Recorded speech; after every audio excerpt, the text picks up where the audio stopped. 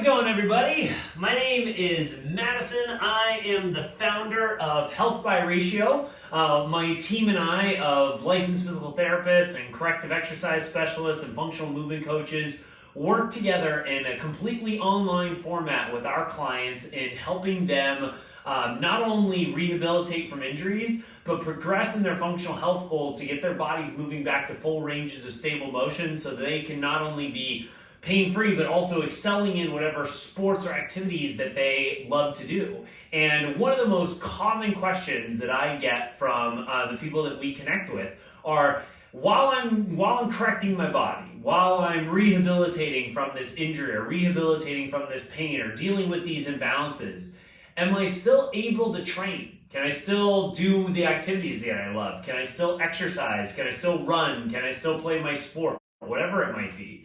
And it's such a common question that I wanted to do this topic because I want to let everyone know that the answer by and large is yes. Now obviously, if you just tore your ACL, you just threw out your back, you just shredded your shoulder, dislocated something, like if you just had a major trauma, then no, obviously you can't still train during that time. That you have to rehabilitate that area. Now, you can train other areas of the body as long as you're aware of it. Like when I had my ACL tear just, I guess it was a few years ago now, but when I tore my ACL a few years ago, I still worked out every single day. I just didn't do anything that was knee flexion dominant. So I made sure that I was working on my core and working on my upper body and then working on my glutes and hamstrings in ways that weren't compromising the knee. So I was still able to train. I just wasn't like playing my sports or out running and that kind of stuff. So obviously you have to modify around that. But assuming that you didn't just come fresh off of a tear, you didn't just come like you're not on the next step isn't surgery to repair yourself. If you're like dealing with a chronic ache or pain or an intermittent tightness or tweak or an old injury that keeps coming back and aggravating you, and maybe kind of like you get some ebbs and flows where some months you're feeling good and weeks you're feeling good and other weeks and months you're not feeling so good and you have to take a hiatus and take a load off, and it's impacting how consistent you can be around your functional health goals and your fitness activities. Well, in that scenario, yes, you can correct your body and be able to still train and improve yourself even at the same time. It's all kind of interconnected there. So that was how I was able to keep training through my ACL tear and be able to come back after that and feel like I was back to normal. Like there was like 2 weeks where I felt like I was a little bit out of balance, a little bit weaker, but bounced back really fast because the rest of the body was able to stay active and healthy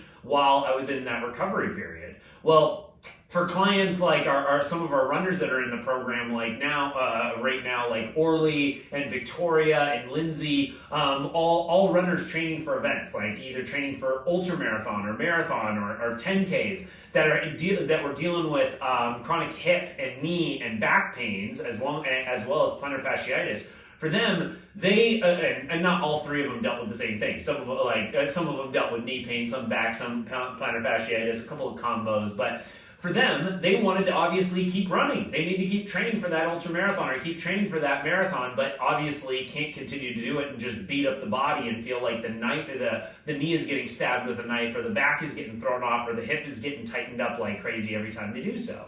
So what we were able to do is teach them, hey, this is how you're running. This is how the body is moving and why you're running the way you are. And this is why that knee is the linchpin, why that thing is the weakest link in the chain that's getting impacted, or why that hip is the case, or why your plantar fasciitis is showing up, is because of these imbalances that are happening at your ankles and happening at your hips, and it's throwing your core and glute complexes off. You're not able to stabilize very well. You're not activating the body in the ways that it's intended when you're running.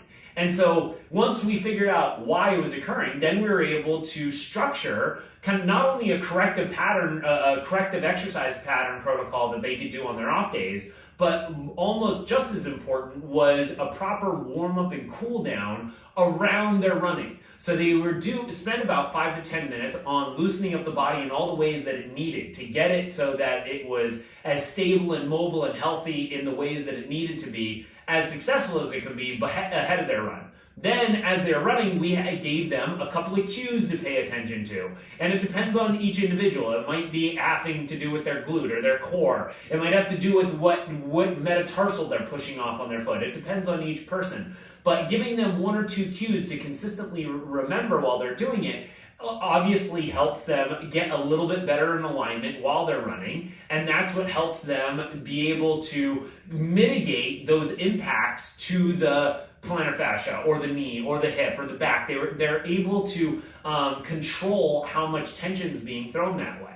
And then having the right cool down and acknowledging, hey, just because you're correcting your body doesn't mean you're going to move perfectly. Like, especially for some of our clients like Orly who are running like 20 plus miles on a weekend for training for that ultra marathon. You're not going to run perfectly for 20 straight miles, especially when you're first getting started. So because of that, your body's not going to move perfectly, and it's going to get some tweaks. It's going to get a little bit of traumas to it. So if we have the right cool down protocol to offset that, we know that this is the area that's going to get tight on you over the next hour. We know that this is the tissues that are going to get overworked right now. So what are the mobility techniques? What are the compression techniques? What are the recovery things that we need to do to offset and jumpstart our recovery as fast as possible so that these things don't accrue into several days of being sore or a week or 2 weeks of being sore and achy and not able to move the way that we want to.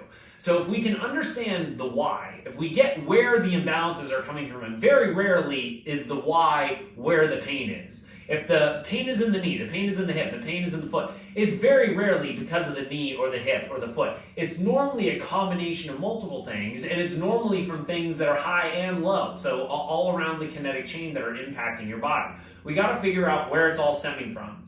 And then we can create these great programs that help us offset these imbalances on our off days. Like, we can do these corrective exercises to help address these tightnesses and imbalances that happen around our activities and help us move better. And then around the actual event, around the sport, around the training, we can have the right warm up and cool down to help get the body as successful as it possibly can be at that stage. And then know that it's not going to be perfect. It's not going to bat 1,000 yet. It needs to still make adjustments and learn how to do these things properly. So what do we do on the back end to offset it, to mitigate it, to help that body respond really healthily? And that's how we've had our clients be able to work with us while still being able to train and still being able to play their sport. And like, these few runners are just one example of many. From like one of our clients, Max, is training for American Ninja Warrior. He's a regular on there, and he's also doing like a ton of manual work around his house right now. And basically like being a one-man contractor right now and remodeling. So he's got to use his body while trying to correct this thing. And then we have a lot of our clients that actually, for their jobs, like Leon or our clients like Jeff, that are actual contractors and laborers that are doing like all the grunt work in the trenches, and they have to use their body. There is no option for it. So they're trying to rehabilitate while still needing their bodies for their jobs. Well, you can do it. Again, it's just being aware of what are the postural positions that you're regularly being in. Like, a lot of our clients are masseuses and other chiropractors and other physical therapists that are consistently bent forward at the waist and working on their patients in certain positions and loading onto one side of their body, and so they get thrown out of alignment. Well, again, if we can tune them into the awareness of what's tightening up and why it's happening, and then say, all right, this is how we want you to try to move differently. These are the things that we want you to start working into and getting stronger. We know that you're not going to be perfect there yet, but we know that this moving in this direction is going to be ultimately what fixes this. And then here are the techniques that complement that on your rest time. And here are the techniques that you can do before you get started with your workday or before you get started with your training. And here are the things that you can do afterwards. Then we're in a really good situation where this body can continue to take steps forward. Now, that doesn't mean that we're not going to have ebbs and flows. That doesn't mean that when Max is working on the body, he might be feeling really good overall, but that might mean that on Tuesday he might have some tightness in his shoulder or some tightness in his back because the body isn't moving perfectly yet. on a completely consistent basis. It might be moving perfectly for 1 hour of the day, but maybe the next hour it's tired and it's not moving so great. So it's not going to, there's natural ebbs and flows that your body is going to go through. It depends on how much energy you have, what your focus levels are like. It depends on what you ate and what nutrients you have in your body and what your energy levels are from that and how well you're able to focus.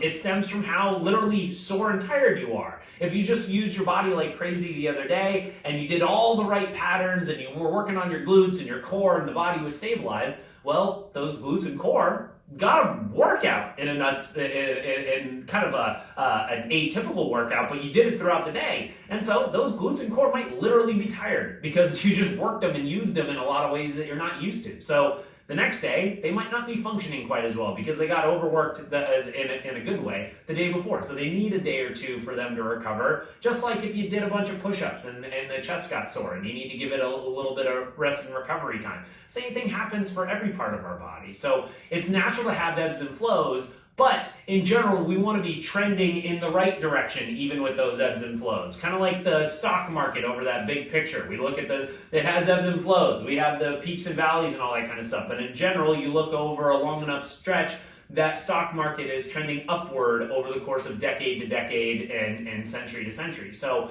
same things happening for our body. Week in and week out, we want to be moving in the right direction. Understanding that day in and day out, we might have some ebbs and flows depending on what the body's going through. That doesn't mean we're still not heading in the right direction and we're able to correct this body, rehabilitate from injuries while progressing on our training side. And the benefit of this is what's even cooler is that when you correct your body's imbalances that are aggravating those weak links in the chain, 9 out of 10 times, that also means that your body is moving more efficiently after. So it's not just a literal thing of healing the injury, it literally makes your body move better and move more fluidly. So all of a sudden, like clients like our client Nell, cut off a full minute off of her mileage. Actually, I think it's even more than a minute right now on her average mileage pace while she was correcting her body just simply because she realigned her running gait so that for her, it was perineal that was really over-aggravated. Well, now that perineal isn't getting aggravated because she's running more efficiently, and that also happens to be that she's running a lot faster because the body is firing the way that it should.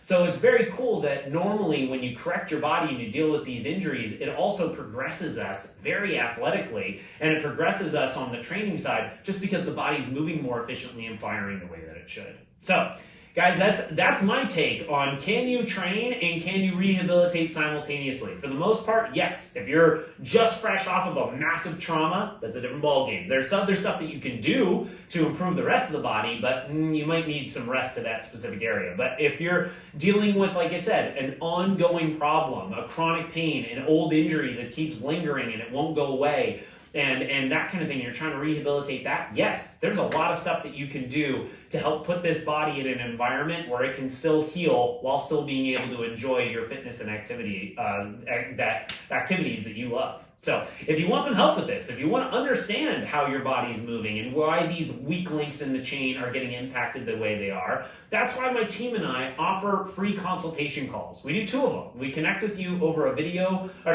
regular phone call for us to chat with you about what this body has been through, what your goals are in terms of the direction you want to go, as well as what treatments you've done in the past and what's worked for you and moved the needle in the right direction versus what hasn't.